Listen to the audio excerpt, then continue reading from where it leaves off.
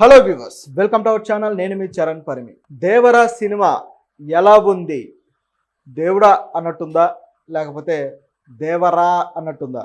ఎన్టీఆర్ ఈ సినిమాతోటి ఫ్యాన్స్కి అయితే మంచి ట్రీట్ అయితే ఇచ్చాడని చెప్పాలి. కాకపోతే కొలటాల మాత్రం అద్భుతంగా కంబ్యాక్ ఇస్తాడు అనుకుంటే అది మాత్రం కొద్దిగా సముద్రఘట్టంలాగా తయారైంది. మరి ఏంటి పాజిటివ్స్ నెగిటివ్స్ ఏంటి అనేది చూద్దాం. అయితే సినిమా అయితే కొన్ని విషయాల్లో అద్భుతమైన ప్రజెంటేషన్ ఉంది, మంచి యాక్షన్ సీక్వెన్స్లు కావచ్చు, కొన్ని ఎలివేషన్లు కావచ్చు, చాలా బాగా పండాయి. కాకపోతే కొన్నిసార్లు మాత్రం సినిమా కొద్దిగా ల్యాగ్గా బోరుగా లాగించిన సంఘటనలు అయితే కొంత సీక్వెన్స్ ఉంది. సో ఇట్లా రెండు విధాలుగా, అంటే ఒకేసారి యునానిమస్గా అద్భుతంగా ఉంది అని చెప్పలేని పరిస్థితి, అలాగే బాగాలేదని కూడా చెప్పలేని పరిస్థితి. సో యునానిమస్ ఒపీనియన్ అయితే ఏమీ ఏర్పడటం లేదు. అలాగే సినిమా ఓవరాల్గా చూసుకుంటే అసలు కథ గురించి ఏంటి అనేది మనం ఒకసారి మాట్లాడదాం. నిజానికి ట్రైలర్లోనే కథ అంతా చెప్పేశాడు. అంతకు మించిన కథ కూడా ఏమీ లేదు అక్కడ. ట్రైలర్నే 3 గంటలు తీసేసినట్టుంది, అంతే సింపుల్గా చెప్పాలంటే. అందులో చూపించినట్టుగా దేవరా క్యారెక్టర్ చాలా బలంగా ఉండటము, వాళ్ళకి ఒక రక్షకుడు లాంటి పవర్ఫుల్ క్యారెక్టర్గా ఉండి ఫస్ట్ హాఫ్లో అద్భుతమైన యాక్షన్ సీక్వెన్స్లు కావచ్చు, ఇవన్నీ కూడా అద్భుతంగా పేలాయి. అయితే ఈ సముద్రం మీద వచ్చే సీన్లు ఏవైతే ఉంటాయో వీటిల్లో ఆ గ్రాఫిక్స్ అనేది కొద్దిగా తెలిసిపోతూ ఉంది. ఈ మధ్యకాలంలో సముద్రం మీద సీన్లు మన వాళ్ళు చాలా రియలిస్టిక్గా తీస్తున్నారు, బాగా వస్తున్నాయి కూడా. ఆ మధ్య చిరంజీవి గారి సినిమాలో కూడా వాల్తీరు వీరయ్యలో కూడా చాలా వరకు బెటర్గానే ఉన్నాయి ఆ సీన్లు, మరీ ఎక్కువ ఇబ్బంది అయితే పెట్టలేదు. కానీ ఇందులో మాత్రం ఎందుకో తెలిసిపోతూ ఉన్నాయి. బహుశా లైటింగ్ వల్ల అనుకుంటా. లైటింగ్ కూడా ఏదో న్యాచురల్గా లేకుండా డార్కిష్గా క్రియేట్ చేయాలి కాబట్టి ఏదో ట్రై చేసినట్టుగా కనపడుతూ ఉంది. సో ఇది కొంచెం ఇబ్బందికరంగా ఉంది. న్యాచురల్గా అంటే డార్కిష్గా ఉంటూనే ఆ న్యాచురల్ ఎఫెక్ట్ అయితే లేదు. సో దానివల్ల ఈ గ్రాఫిక్స్ కూడా ఏదైతే సముద్రం సెటప్ గ్రాఫిక్స్ ఉందో అది కొద్దిగా ఇబ్బందికరంగా ఉంది.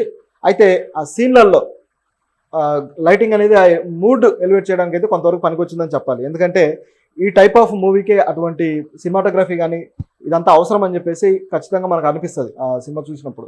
రత్నవేలు గారి సినిమాటోగ్రఫీ కూడా చాలా బాగుంది. ఆయన నిజానికి ఆయన అద్భుతమైన సినిమాటోగ్రఫీ చేస్తాడు, దాంట్లో డౌటే లేదు.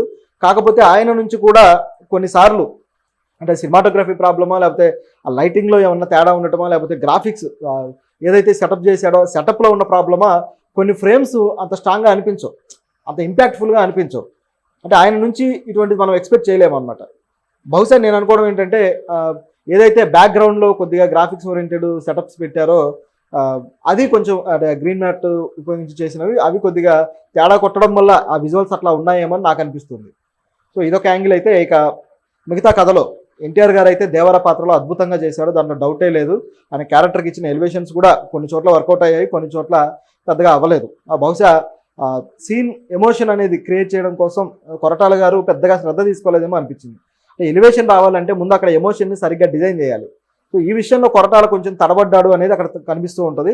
కాకపోతే సినిమా స్టార్ట్ అయిన ఒక 20 నిమిషాలకే 20 నుంచి 30 నిమిషాల లోపే ఆ సినిమా స్టోరీ వరల్డ్ అనేది క్లియర్గా ఇచ్చేస్తాడు. వాళ్ళ ఆయుధ పూజకుండే ఇంపార్టెన్స్, అలాగే వాళ్ళ పద్ధతులు ఏవైతే ఉంటాయో వాటన్నిటి మీద ఒక స్టోరీ వరల్డ్ అనేది క్లియర్గా చూపించేస్తాడు, ఈ విధంగా ఉంటుంది అని చెప్పేసి. ఆ తర్వాత కథలోకి ఎంట్రీ ఇచ్చిన తర్వాత ఆ తీసుకెళ్లే విధానం కూడా స్టెప్ బై స్టెప్ బాగానే తీసుకెళ్లాడు. ఆఫీసర్స్, కోస్ట్ గార్డ్ ఆఫీసర్స్ రావడము, తర్వాత ఫైట్, ఆ తర్వాత ఇంటర్వెల్ బ్యాంగు ఆడియన్స్ ఎక్స్పెక్ట్ చేసినంత రాలేదు, కానీ ఓకే ఖచ్చితంగా ఇంట్రెస్టింగ్గా ఉండి చూడగలిగేలాగా అయితే ఉంది ఇంటర్వెల్ బ్యాంగు. అయితే ఇంకా ఎక్స్పెక్ట్ చేశారనమాట. ఎందుకంటే ఈ రేంజ్ ఆఫ్ సినిమాకి సినిమా స్కేల్ చాలా పెద్దది. మామూలుగా రెగ్యులర్ కమర్షియల్ సినిమా లాగా కాకుండా చాలా పెద్ద స్కేల్లో తీసిన సినిమా. పోనీ పెద్ద స్కేల్లో తీస్తే ఏమైనా వెరైటీ కథ ఉందా అంటే అది లేదు, నార్మల్ కథే పెట్టుకున్నారు. ఒక 2 క్యారెక్టర్లు, అలాగే ఒకడు భయపడేవాడు, ఒకడు ధైర్యవంతుడు, మొత్తం వాళ్ళ కమ్యూనిటీ మొత్తాన్ని కాపాడేవాడు, వాళ్ళ మీద దాడి చేసే వేరే ఒక కాలకేయులు లాంటి ఒక బ్యాచ్, ఈ టైప్ ఆఫ్లో సెటప్ ఉంది అనమాట. సో ఇది క్యాజువల్గానే ఉంది, పెద్ద వింతగా విచిత్రంగా అయితే ఏం లేదు, వైవిధ్యంగా అయితే కనపడలేదు.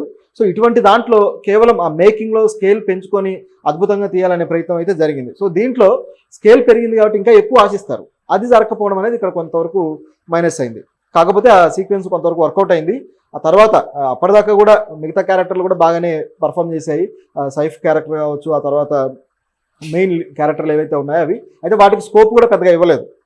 సైఫ్కి స్కోప్ ఉన్నా సరే ఆ క్యారెక్టర్ డిజైనింగే ఇంకాస్త స్ట్రాంగ్గా చేయాలనిపించింది. అయితే మిగతా క్యారెక్టర్లకు ఆ స్కోప్ కూడా లేదు. శ్రీకాంత్ గారు కావచ్చు, ప్రకాష్ రాజ్ గారు కావచ్చు, అజయ్ కావచ్చు, ఈ క్యారెక్టర్లకి పెద్దగా స్కోప్ లేదు. సో మిగతా క్యారెక్టర్లు స్ట్రాంగ్గా ఉండుంటే సినిమా ఆ ఫుల్ ఫ్లెడ్జ్డ్ ఎఫెక్ట్ ఉండేది. సో అది లేకపోవడం అనేది కొంతవరకు మైనస్ అని చెప్పాలి. నిజానికి వీళ్ళందరూ కూడా కొరటాల గారి సినిమాల్లో అటు పర్మనెంట్ బ్యాచ్. అజయ్ గారు అయితే ఆయన సినిమాలు అన్నింటిలో కూడా కంటిన్యూ అవుతూ వస్తున్నారు. సో వీళ్ళకి ఎందుకు మంచి క్యారెక్టర్లు సెటప్ చేయలేకపోయాడు కొరటాల అనే క్వశ్చన్ అయితే మనకు వస్తుంది. సో ఇది ఇక్కడ ఉన్న క్యారెక్టర్ల పరిస్థితి అయితే ఇక హీరోయిన్ జాన్వి క్యారెక్టర్ గురించి చెప్పాలంటే ఇంకా నథింగ్ అని చెప్పాలి. ఎందుకంటే ఆవిడ క్యారెక్టర్ కేవలం ఏదో కాసేపు రిలీఫ్ కోసం పెట్టినట్టుంది తప్పితే హీరోయిన్గా ఆవిడకంటే ఒక ఇంపార్టెన్స్ ఏదో ఒక ప్రయారిటీ అయితే లేకుండా పోయింది. ఆ ఒక సాంగ్లో మాత్రం ఆవిడని చూపించేసి తీసేసినట్టుంది.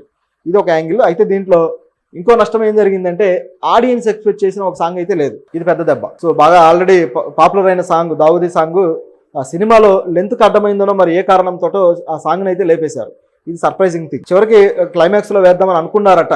అనుకొని అంటే రోలింగ్ టైటిల్స్లో వేద్దాం అనుకుంటే అప్పటికి ఆల్రెడీ క్లిఫ్ హ్యాంగర్ అనేది మనకి ఇచ్చేశారు ఆడియన్స్కి నెక్స్ట్ పార్ట్కి లీడ్గా. కాబట్టి ఇప్పుడు మళ్ళీ తీసుకురావడం అనేది అనవసరం అనే యాంగిల్లో వాళ్ళు ఆ పాటను వేయకుండా ఆపేశారంట. మొత్తానికి ఆడియన్స్కు ఆ సాంగ్ తోటి రావాల్సిన ట్రీట్ అయితే దెబ్బపడ్డట్టు అయింది.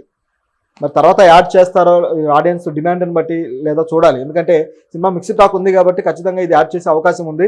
బహుశా ఈ రోజు నుంచే యాడ్ చేస్తారేమో అని చెప్పి అనిపిస్తుంది నాకైతే. ఎందుకంటే ఇలాంటి సందర్భాల్లో ఉన్న పాజిటివ్స్ వాడుకోవాలి, లేకపోతే దెబ్బ కొట్టే అవకాశం ఉంది. సో ఇది ఇక్కడ ఉన్న పరిస్థితి. ఇలా దీని తర్వాత ఇక కొరటాల గురించి మాట్లాడుకోవాలి. కొరటాల ఆచార్య సినిమా తర్వాత మామూలుగా కొరటాల వర్క్ మీద చాలా నెగిటివ్ ఇంపాక్ట్ అయితే పడింది. అలాగే ఆయన మీద నెగిటివ్ కామెంట్స్ బాగా వచ్చాయి.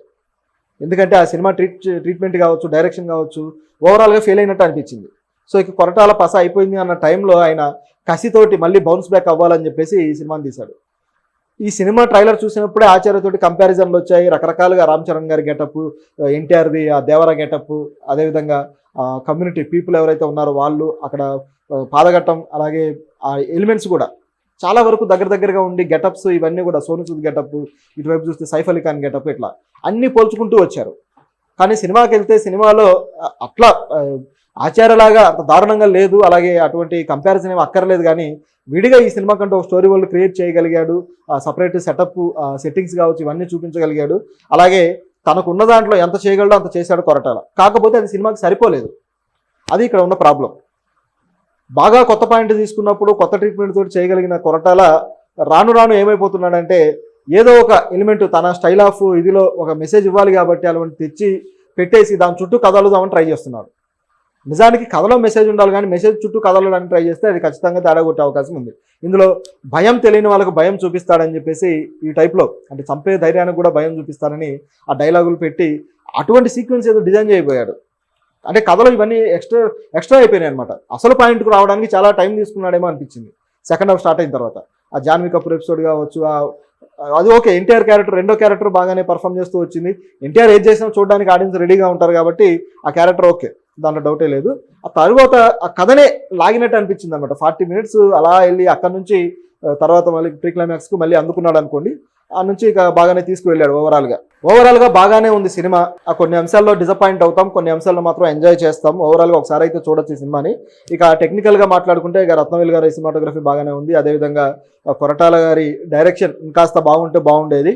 ఇక అనిరుద్ధ్ గారి విషయానికి వస్తే అనిరుద్ధ్ మ్యూజిక్ చాలా చోట్ల బాగా ఇచ్చాడు. చాలా అద్భుతంగా తన స్టైల్ ఆఫ్ కొత్త ట్రెండింగ్ మ్యూజిక్ తీసుకొచ్చాడు. యాక్చువల్గా అంటే పీరియడ్కి సినిమా కూడా ఒక ట్రెండింగ్ స్టైల్లో మ్యూజిక్ కూడా అనేది ఒక ఎలక్ట్రిక్ సౌండ్స్ తోటి మనం అనిరుద్ధ్ దగ్గర చూస్తున్నాం. ఈ మధ్యకాలంలో బాగా ఇస్తున్నాడు ఆ విధంగా. కాకపోతే కొన్నిసార్లు అది ఒక లూప్లో ఉన్నట్టు వెళ్ళిపోతుంది. అది ఇక్కడ ఒక ప్రాబ్లం. లూప్లో ఉన్నట్టు ఒకే టైప్ ఆఫ్ సౌండ్ ఎఫెక్ట్ తోటి అలా వెళ్ళిపోతుంది. సీన్కి ఎలివేషన్ కావాలన్నప్పుడు ఆ ఎలివేషన్ని సౌండ్ తోటి ఫ్లక్చువేట్ చేసి ఇవ్వలేకపోతున్నాడు. ఆ ఫ్లక్చువేషన్ అనేది ఉన్నప్పుడే అది వస్తుంది. కానీ అటువంటిది ఎందుకని అనిరుద్ధ్ జారవిడుస్తున్నాడు ఇలాంటి ఇది అనేది ఇక్కడ ఉన్న ప్రశ్న. సో ఇట్లా రకరకాలుగా ఈ సినిమాకు అయితే ఇది ఉంది. అలాగే ఎడిటర్ శ్రీకర్ ప్రసాద్ గారు అయితే సీనియర్ ఎడిటర్, చాలా క్లాసిక్ సినిమాలకు చేసిన ఎడిటర్. ఆయన మామూలు ఎడిటర్ కాదు, జాతీయ అవార్డులు అందుకున్న ఎడిటర్.